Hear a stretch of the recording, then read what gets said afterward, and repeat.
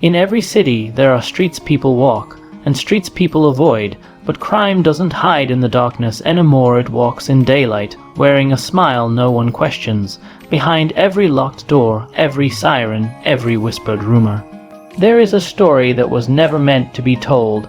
Some crimes don't begin with violence, they begin with trust. A neighbor, a business partner, a friend you've known for years, until one choice turns ordinary lives into headlines. And when the truth finally claws its way to the surface, it's already too late to undo the damage. Tonight, we step into a case that didn't just shock a neighborhood, it rewrote the meaning of fear. Because sometimes the most dangerous criminals are the ones no one ever suspects. The town of East Harbor didn't look like the kind of place where lives unraveled. With its polished storefronts, uniformed crossing guards, and oak trees older than the mayor, it had the charm of a postcard no one ever bothered to question. People jogged at sunrise, kids raced bicycles down Hillcrest Lane, and every Sunday the church bells rang with a reliability that made outsiders jealous. But peace is often just a lid, holding down what no one wants to see. Detective Michael Harrington had seen enough good neighborhoods to know better. After 17 years working violent crimes in Boston before transferring to East Harbor's department, he learned a rule he never doubted. The most dangerous stories are the ones that look ordinary. On a cold October morning, a call came in at 6:42 a.m., a time of day when most crimes are either winding down or just beginning. The voice on the other end was shaking. Female, mid-40s, the kind of tone that tried to stay calm and failed halfway through. "There's blood," she whispered, "a lot of it, in my neighbor's driveway, and his car door is still open." Within minutes, patrol units were dispatched to the address, 118 Brookfield Drive. Harrington was already halfway there, his coffee untouched in the cup holder and the sky barely awake. Brookfield Drive was one of those cul-de-sac streets where people paid extra to forget the world outside. White fences, trimmed hedges, custom mailboxes, everything manicured into perfection. The kind of place where a misplaced trash can draw more complaints than suspicious activity. By the time Harrington arrived, the uniforms had already stretched yellow tape across the driveway. The resident, Daniel Rourke, was nowhere in sight. The blood was not splattered, it was pooled. Thick, dark, collected near the driver's side door of a black Lexus sedan, still parked at an angle. The trunk was slightly ajar. Harrington crouched beside the stain. No smearing. He muttered, "Whoever bled here didn't walk away." A young officer named Vega stepped up. "No body, no signs of forced entry on the car or the house. Wife's out of town. Business trip in Chicago. Neighbor who called it in is still inside her home." "Who's the victim?" Harrington asked, eyes still on the blood. Name comes back Daniel A. Rourke, 44, owns a financial consulting firm downtown. No priors, no domestic calls, nothing on record. Married, no kids. Harrington straightened up. Someone this careful doesn't end up bleeding in his own driveway without a reason. He took a slow look around. Porch lights flickered on, curtains shifted, phones recorded quietly from behind glass. Fear travels faster than fact. A forensics van pulled up, its engine growling against the stillness. Harrington flipped open his notepad. "Who found it? Neighbor Barbara Salerno, house next door. Said she was walking her dog just before sunrise, saw the car door open, came closer, and froze when she spotted the blood. Get a statement from her. I'll check the house." The front door of the Rourke residence was locked. No broken glass, no signs of entry. With permission from the watch commander, Harrington and another officer entered through the side door using the homeowner's keypad information provided by dispatch through emergency contacts. Inside, nothing was out of place. Kitchen clean, living room untouched. Security system disarmed the previous evening at 7:13 p.m., according to the panel logs, but it was the dining room that caught his attention. On the table sat a leather briefcase, unlatched but closed. Next to it, an envelope, no name, no stamp, just a single word written in neat black ink. Before, Harrington slid on gloves and lifted the flap. Inside was a single folded sheet of paper, Typed, no signature, no date, only one sentence. The truth comes out one way or another. He didn't react, but something behind his eyes shifted. Threat, confession. Warning, he tucked the note carefully into an evidence sleeve. Back outside, Officer Vega met him halfway down the driveway. Detective M.S. Salerno's ready to talk. Barbara Salerno stood wrapped in a robe on her porch, arms folded tightly. She was in her early 50s, gray hair pulled back, eyes too awake for the hour. Harrington introduced himself. "You're the one who called this in?" She nodded. "I take my dog out early every morning. I saw Dan's car door open. I thought maybe he dropped something or forgot to close it, but when I got closer..." Her voice broke. I've never seen that much blood in real life. Did you see or hear anything unusual before that?" She hesitated. "Around 2 in the morning, I thought I heard something, like someone closing a trunk, but I didn't look. This is a safe street, Detective." Harrington glanced subtly at the Lexus trunk, slightly open, as she described. "Did Mr. Rourke have visitors recently? Arguments? Suspicious activity?" "No, he was private, but polite. My husband golfed with him a few times." Her grip tightened on the railing. "You think he's dead?" Harrington didn't answer directly.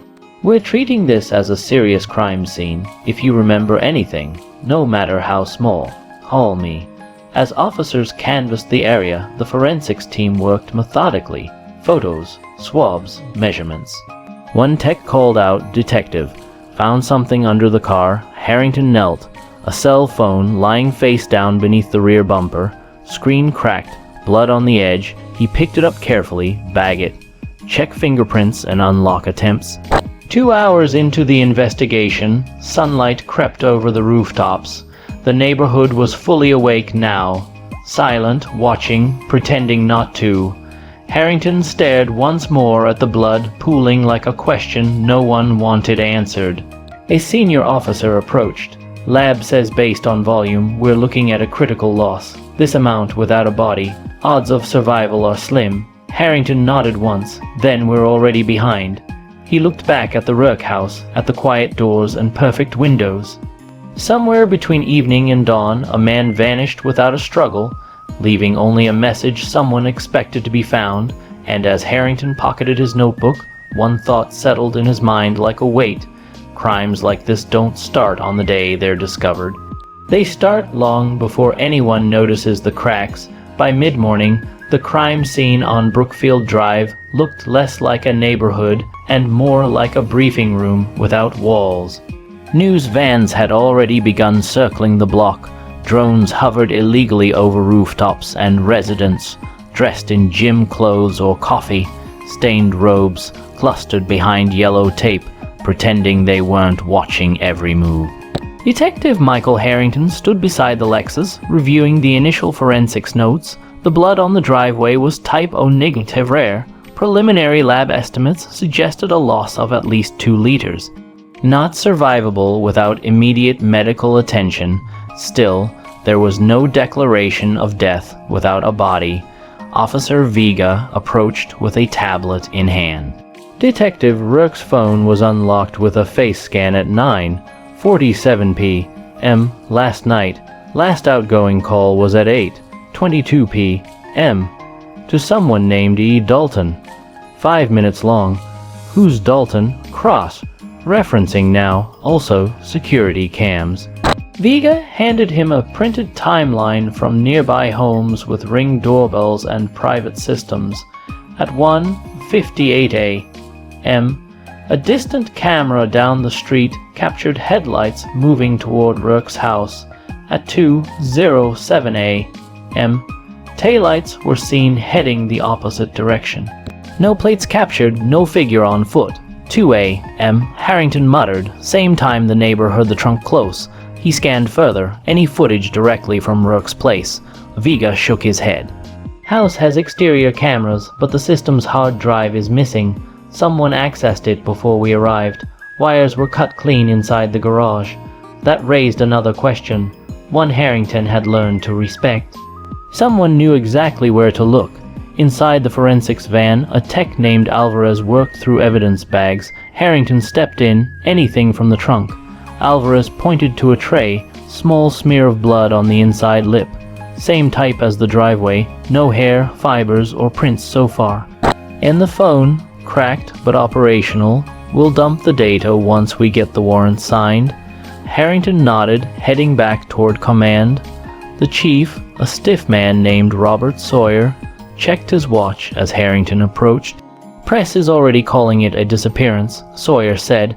Without a body, we classify it as a critical missing person investigation, but the mayor wants answers by tonight. Harrington didn't bother responding. Dead or not, the evidence spoke louder than politics. Victim's wife, he asked, on a flight back from Chicago, eat at noon. She doesn't know details, only that there's an emergency. Who's picking her up? You are, Sawyer said, turning away before the detective could protest. Harrington looked back at the house one last time before heading to his car. The blood was gone under layers of forensic dust and flag markers, but the silence it left behind was louder than any siren. At 11:51 a.m., Logan International Airport bustled with the soundtrack of arrivals, rolling suitcases, intercom calls, flight announcements layered with impatience. Harrington held a photo of Alina Rourke, 39, wife of the missing man. Her file described her as a former marketing executive, now part owner of her husband's consulting firm. He spotted her instantly, tall, dark hair pulled into a low twist, sharp posture, sunglasses despite the indoor lighting. She moved with the quiet confidence of someone who didn't ask permission to exist. As she approached, he introduced himself, Detective Michael Harrington, East Harbor PD. She removed her glasses. Her eyes were steady, unreadable. Where is my husband? We're still determining what happened. That's not an answer. No tremor in her voice, no panic, just calculation. Harrington guided her toward the parking garage, away from listening ears. Your husband's car was found in your driveway early this morning. There was blood at the scene. She stopped walking. Is he dead? We don't have a body, he said, but the amount of blood indicates a severe injury. She took a slow breath-controlled practice. Show me. At the station first. We need to ask some questions. Her jaw tightened. Am I a suspect, detective? Right now, you're the closest person to the victim. That makes you important. She said nothing until they reached the car. Once inside, seatbelt clipped, she finally spoke. Daniel and I haven't shared that house in 6 months. Harrington turned. You're separated. Quietly, no filings, no lawyers. We were negotiating terms before making anything public. Why the secrecy? She smirked without humor. Image, business, reputation, pick one. He considered this. Were you still in contact regularly? Only for work and real estate matters. Any threats, enemies, conflicts? Alina gave a dry laugh. Daniel consulted on Hive. Al, you accounts. Investments, acquisitions, restructures. That profession doesn't create friends. It creates liabilities. Harrington drove in silence for a mile before asking, Who is he? Dalton. Her brows lowered. Ethan Dalton. Business partner, they founded the firm together. How was their relationship? She hesitated. Complicated, meaning she didn't look at him. I'll answer that when I see the scene. Until then, I'm not speculating. Back at the station, Alina sat with a cup of untouched coffee as Harrington laid the typed note on the table in a clear evidence sleeve. Her eyes flicked to it instantly. The truth comes out one way or another. She didn't reach for it, didn't flinch. Instead, her tone changed, cooler, deeper. Where did you find that? On your dining room table, in an unmarked envelope. She blinked once, low, deliberate. Detective. I need you to understand something before this goes further. I'm listening. She leaned back, voice lowering. If Daniel is dead, there are people who will pretend to mourn him, and people who will breathe easier. But none of them will tell you the truth, and you will. She met his eyes without fear. I'll tell you the part that matters. But you won't like where it leads. Meanwhile, back at the lab, Officer Vega reviewed the phone logs. The last text message sent from Rourke's phone was at 10:03 p.m. to unknown number message, midnight. No more delays, no response. Vega didn't like the feeling crawling up her neck, because halfway across town, a sanitation crew found something in a dumpster behind a strip of closed offices. A jacket, men's size large, blood soaked along the sleeve, and inside one of the pockets, a wallet. Driver's license, Daniel A. Rourke. The jacket lay sealed in an evidence tray beneath a fluorescent light that made dried blood look like rust. Detective Harrington stood over it, jaw tight, eyes narrowing not at what he saw, but at what was missing. The wallet held Daniel Rourke's driver's license. 2 credit cards and $43 in cash. No scratches, no signs of robbery, but one item was absent: his access badge, the badge that opened his office, his storage units, and his firm's internal servers. Officer Vega spoke first. The dumpster where this was found is shared by 6 offices: accounting, dental, real estate agency, a photography studio, and 2 empty lease spaces. No cameras behind the building. Harrington nodded once. Have CS, you check the other bins. If someone dumped this, they may have ditched other things too. And the blood? Vega asked. Lab is rushing a sample. If it matches the driveway, we're looking at confirmation this was the clothing he was wearing when it started, or ended. Vega hesitated. You think he was moved? Harrington didn't answer, because he'd stopped thinking of Daniel Rourke as missing. He'd started thinking of him as placed. Elena Rourke sat in the interview room, alone, unreadable. She hadn't asked for a lawyer. She hadn't cried. She hadn't made a phone call. She only repeated one request. Tell me when you know for certain. Harrington stepped inside, setting the evidence photo of the jacket on the table. She looked at it without touching. That's his, she said quietly, or it was. Do you recognize the clothes? The jacket, yes. He wore it when he traveled for late meetings. Her eyes flicked briefly to the blood. Not the kind of stain you walk away from. No, Harrington said, it's not. She folded her hands together on the table. You have questions? Ask them before your chief decides to remove me from the room. Fine, Harrington said, sitting across from her. You said whoever killed him, or hurt him, wouldn't tell the truth. I said they wouldn't mourn him. She corrected. Then let's start with the people who benefit. His partner Ethan Dalton. Her eyes sharpened at the name. You said their relationship was complicated. It was, she replied. Daniel did the work. Ethan took the credit. When their firm started pulling in major contracts, Daniel wanted out of certain deals. Ethan didn't. What kind of deals? She hesitated, then chose a different approach. Detective. In the last year, did you see Daniel's name in the news?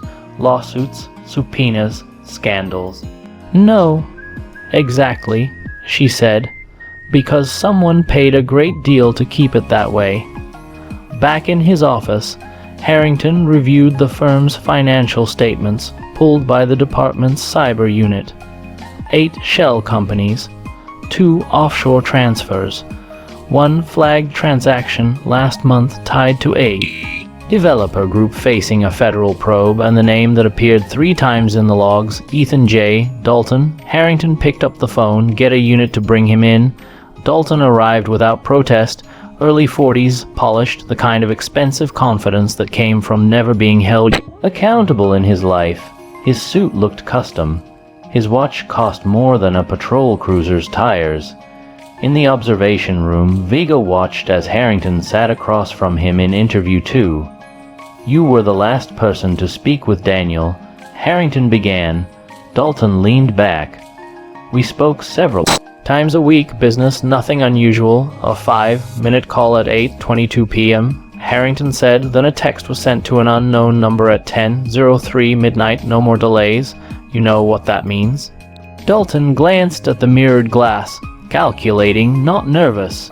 You're trying to connect random data points into a narrative. I run a financial advisory firm, detective. Not a cartel. Harrington slid a photo across the table, the jacket, the blood, the wallet, Dalton's face stayed still, but his throat tightened when he swallowed. Where were you between midnight and 3 a.m.? Harrington asked. At home. Dalton said. With my girlfriend. You're welcome to confirm. We will. Harrington said. But first, you should know Daniel's security drives were removed, hardwired, cut professionally. That's not random. Dalton tapped his fingers. Maybe a break-in, angry client, robbery. No badge was found in the jacket. Harrington said someone kept it. Dalton's stare lingered. Are you accusing me? I'm asking why your name is tied to 3 companies currently under investigation for laundering assets through real estate transactions. And I'm telling you to speak to my attorney. Dalton replied, finally breaking eye contact. Harrington stood. We will. Back in the hallway, Vega met him. Lab confirmed the blood on the jacket matches the DNA from the driveway. Harrington nodded. Issue an alert to hospitals within a 100-mile radius. Check morgues, abandoned properties, waterways, rental storage, and get warrants for Dalton's homes, vehicles, and office. Vega hesitated. You think he had help? Someone cleaned that driveway after 2 a.m. Someone removed security feeds. Someone planted the jacket far from the scene. That's coordination, not panic. And Alina? Vega asked. She's calm, too calm. Harrington didn't disagree. She's not telling us everything, but she's not scared either. What do you think she's hiding? Not hiding, Harrington said slowly, waiting for what? He glanced toward the interview room for us to catch up. The day darkened into early evening when a call came in from the city docks. A maintenance worker found a plastic crap tarp snagged beneath a service pier. It was waterlogged, heavy, inside, traces of blood, and a second phone. Not Rourke's, not registered to him. Burner wiped, but one number remained in its recent calls. A number tied to a landline inside Daniel Rourke's office. Vega exhaled slowly. If Daniel was meeting someone at midnight. It wasn't by force, no. Harrington said it was an arrangement. So what went wrong? Harrington looked at the evidence board, at the note, at the time stamps, at the blood, the missing badge, the silent wife, the careful partner. Nothing went wrong. He said finally. She frowned. Then what happened? He glanced once more at the note in the evidence sleeve. The truth comes out one way or another. Harrington spoke quietly, like the words were already true. This wasn't a disappearance. This was a transaction. And someone, maybe Daniel himself, knew his time was up. The official report listed Daniel Rourke as presumed deceased, pending recovery of a body. But Detective Harrington didn't file his case notes under homicide or disappearance. He filed them under unfinished business. In the weeks that followed, Ethan Dalton hired a legal team so large it needed its own conference room. Elena Rourke returned to the house only once, walking through the doorway without touching a single light switch. She stood in the dining room, where the envelope had been left, and stared at the empty table like it was still speaking to her. Forensics confirmed the burner phone had dialed Daniel's office just hours before the blood was spilled, but no camera ever captured his face. No witness saw him leave. No trace of his body surfaced in water, soil, or morgue, and yet, late one evening, long after press forgot his name, Harrington received an unmarked envelope at his desk. No stamp, no sender. Inside was a single item: Daniel Rourke's missing access badge. Wiped clean except for one fresh fingerprint. Not Daniel's. The message was clear even without words. Some stories don't end, they wait. Please like and subscribe. Thanks for watching.